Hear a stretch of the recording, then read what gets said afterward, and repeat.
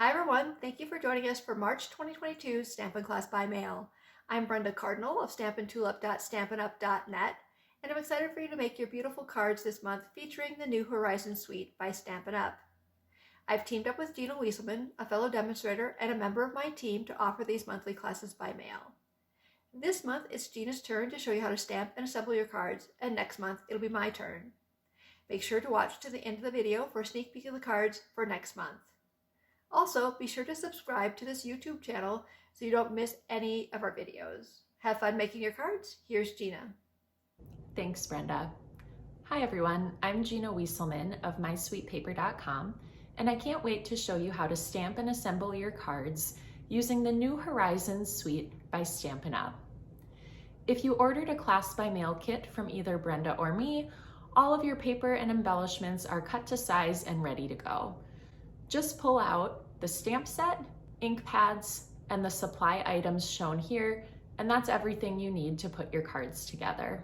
Please reach out to Brenda or me if you need any supplies or would like to learn more about becoming a Stampin' Up! Demonstrator or hosting an event. Let's get started. Our first card design is the Square Horizon card. If you ordered a class by mail kit from either Brenda or me, all of your parts and pieces are cut and prepped and shipped as part of your kit. If you didn't order a kit, pause the video here to cut everything you need, then come back when you're ready to stamp and assemble. My goal in designing this card was to keep it nice and simple to really highlight the New Horizons 6x6 Designer Series paper. So we're going to start with our stamping, and we'll be using the Evening Evergreen ink. And the first thing I'm going to stamp is actually the greeting on the front of the card. Now, I like to do this stamping before I fold my card in half so that it lays nice and flat. So in terms of positioning, I'm just going to bring out this piece of Evening Evergreen cardstock, and without adhering it down, just position it so that there's equal borders on the three sides of what will be my card front. And then I'll just ink up my Thinking of You stamp and center that beneath that panel. Now for this card, the sample that you see here has, of course, the birds flying. And based on which part of the Designer Series paper you get, maybe you'll stamp birds flying there, or maybe you'll get a couple of these as well. So I just wanted to show you the different possibilities. I think the nice thing about this is that it looks great with any one of these options. And for this one, I could go ahead and stamp in these grasses, or I could also go ahead and stamp in the trees. And I was thinking those might look kind of good almost in the background here. Because they are small, so they would need to be further away in the distance. So I think I might go ahead and try that. I haven't done one with this yet. So I'm just going to kind of line it up. And I think that looks great. And of course, you could also stamp the grasses on this one, whatever you'd like, however much stamping you would like to do. And for this design, since I have the trees, I'm going to go ahead and flip my card base over and just stamp these little trees on the inside of the card as well. And then I always like my envelope to have a little decoration on it as well. So I'll just bring in some scrap paper and stamp the trees on the bottom there. All right, now with our stamping complete, the assembly is nice and simple.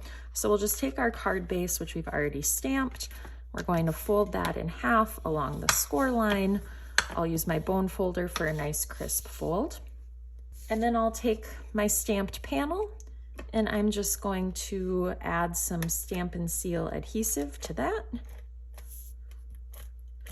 I could have mentioned too, really this backside is beautiful as well. So if you wanted to stamp on the other side and highlight this side, that is totally up to you. But I will just adhere this to the Evening Evergreen panel and then add a little bit more of my Stampin' Seal on the back there. and position this on the front so that there are equal sides, equal borders on the left, right, and top. And bringing back our envelope, there's our first card design. Our second card is the Horizon Happiness design. Here are all the parts and pieces you'll need for this card. Like usual, we are going to go ahead and start with our stamping, and we'll start with the Misty Moonlight ink. So for this card, you have two basic white pieces of cardstock that are the same size, but one of the pieces has 3 horizontal score lines toward the bottom, and that's going to be on your card front. So to start with, I'm going to take my greeting stamp, wishing you so much happiness, and I'm going to position that below the lowest score line, and I'm just going to kind of center it between that bottom score line and the bottom of the card. You could tuck it up closer to the score line if you wanted, really wherever you like. Then, still using the Misty Moonlight ink, I'm going to go ahead and bring in my birds and ink up and just place them in the top right of the card front. And that's all the stamping that will go on the actual card front. But I'm going to bring out my scrap paper and this card insert, and I'm going to still keep using my birds and just position them across the top so that there's a little decoration on the inside of the card. Now, switching ink colors, I'm going to bring out my crumb cake. And this I'm going to just be stamping on the fence. So I'll use this wood grain stamp, again with my scrap paper behind, and I'm just going to layer that on, and I'll probably need to do a second one. And the nice thing is with this wood grain, you know, there might be a little overlap, but this definitely does not need to be perfect. And then finally, I'm going to bring out the Evening Evergreen ink pad and this spray of grasses. Now, you wouldn't necessarily have to stamp it on here, but I liked how it added some dimension and texture to it. So I'm going to just stamp that right on the top of this so it brings in a little bit more color. And then I'm also going to stamp it on this die cut piece from the designer series paper as well. Again, just to add a little something there. And of course, if you wanted, you could go ahead and stamp your envelope as well. Now for the assembly, I'm going to bring out that card front piece that we already stamped and put my Stampin' Seal adhesive on that. And I'm going to center that on the old olive cardstock here.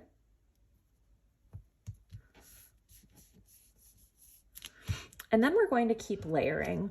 So next we'll take this die cut piece of designer series paper, and I'm going to position that so it's a little bit above that score line, the top score line, with maybe an 1/8 inch or so gap from the edge of the basic white. And then we're going to add this fence. Now, I felt like it was a little bit too long. I wasn't sure that I liked it poking off the top. So what I'm going to do is just bring in my paper snips and trim off the bottom sections. So I'm just going to go and trim those first 5, and it'll be almost the same length then as that 6th fence post. And of course, this does not need to be precise or perfect because it will be partially covered up by the grasses as well. For this, I'm going to use my liquid multi-purpose glue, and I'm just going to go ahead and add a little bit. Doesn't take much.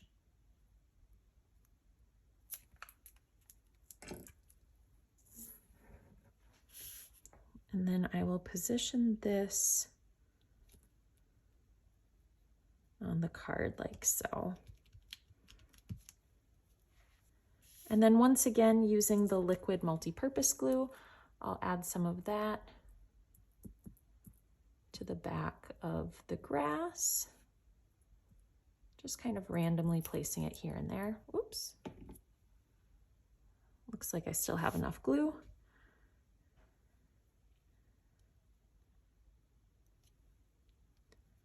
And then position this. And the key thing here is I want to kind of cover up that bottom of the fence, and I want to make sure this edge is still on the cardstock. And now before we adhere this to our card base, I'm going to come in with my baker's twine, and I'm going to wrap it around twice.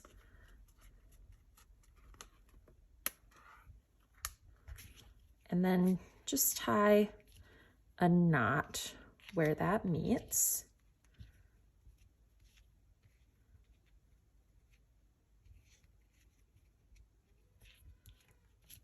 There we go. And then I like how it looks with the knot closer to the top, so I'm going to shift that around. And I also like a little bit of crisscrossing on the baker's twine. So you can play around until you like the positioning of the twine. And then once I like it, I'll just come in with my paper snips. And if there's any excess, go ahead and trim. Now we're ready for the card base. So I'll take my Misty Moonlight cardstock, fold that in half, and crease along the score line, again using my bone folder. I'll take my Stampin' Seal adhesive, and I'm going to adhere this assembly on the old olive cardstock. And I do like to just add a little adhesive right on the baker's twine. So we'll go ahead and secure that, going for an even border on all four sides. And then of course we need our inner panel.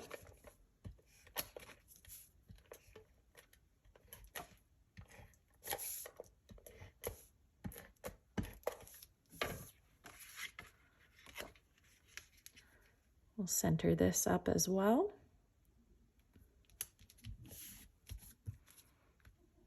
And then of course our final finishing touch are these wonderful pebbles enamel shapes. So there's 3 different colors and 3 different shapes, and your kit will come with a variety of them. And so I'm just going to position them. I'll maybe put one of them off to the left, and maybe these other 2 here on the right.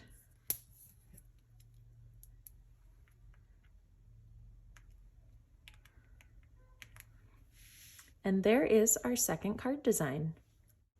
Our third card design is the Postage Stamp Fun Fold. And here are the parts and pieces for this card. Now, before we get started on the stamping and assembling, I just want to show you the key focal point for this card uses the regular postage stamp punch, which is just a really fun way for us to showcase the designer series paper in this design. So in terms of stamping, we're going to bring out our Misty Moonlight ink pad and the basic white punched piece, and we'll bring out the Relax and Enjoy Your Day stamp. And we are just going to center that right on that punch. And that is it for stamping. So we're going to go ahead and start assembling. So I'm going to take my basic white cardstock and I'm going to adhere that to the Blackberry Bliss right away. And this will give a nice even border on each side. And I find that this is helpful to have the contrasting border when I'm going to position the 4 punched pieces so that I can see right where that white cardstock is. And then I'm going to bring out my punched pieces. Now I want to note that these all came from the same sheet of designer series paper, so you can play around a little bit, you know, maybe pick one that's more purple and one that's more pink and do the blue on the other ones. But you can play around with that combination as much as you like. And those are going to get positioned on here. And so I just kind of like to lay everything out first so that I get a sense of what my spacing is going to be like. And then once I'm pretty satisfied with that, I'll just remove one piece at a time and adhere each one down one by one.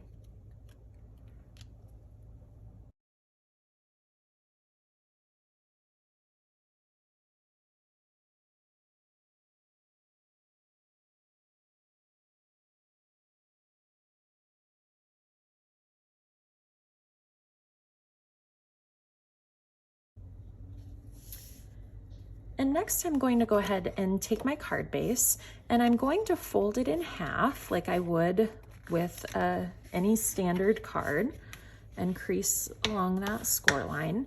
But then you'll notice there's a second score line that splits it in half, and I'm going to go ahead and fold that back on itself, creating kind of a Z fold.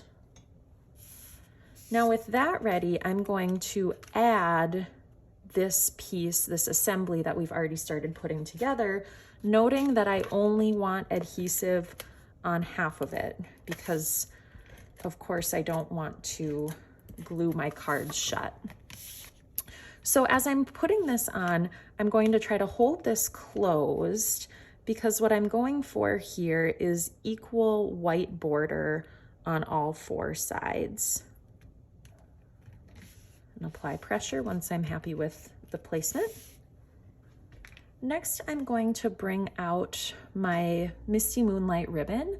This is from the 1/8 inch cotton ribbon combo pack. And I'm going to just kind of do a little bit of a zigzag effect here, kind of at an angle. So I'll play around with that. And then once I'm happy with how it looks, I'll flip it over and I'm going to just grab a piece of Scotch tape to hold that in place on the back. There we go.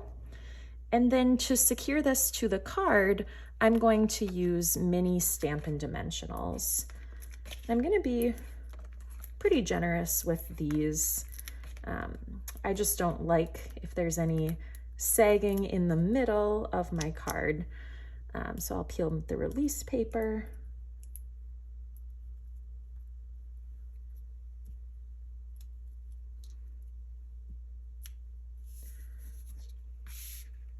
And then I'll go ahead and position this in the center and apply pressure. And then the finishing touch here is our iridescent rhinestones.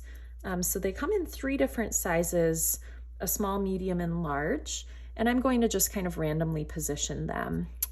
The large one is pretty easy to handle, and I'll put that one up here. If you wanted, you could of course use a tweezer or the take your pick tool or some other instrument to help with placement. And with that final touch, our fun fold design is complete. One of the benefits of taking the Stampin' class by mail and watching these videos is some bonus card designs that you can see that also make use of the same suite of supplies.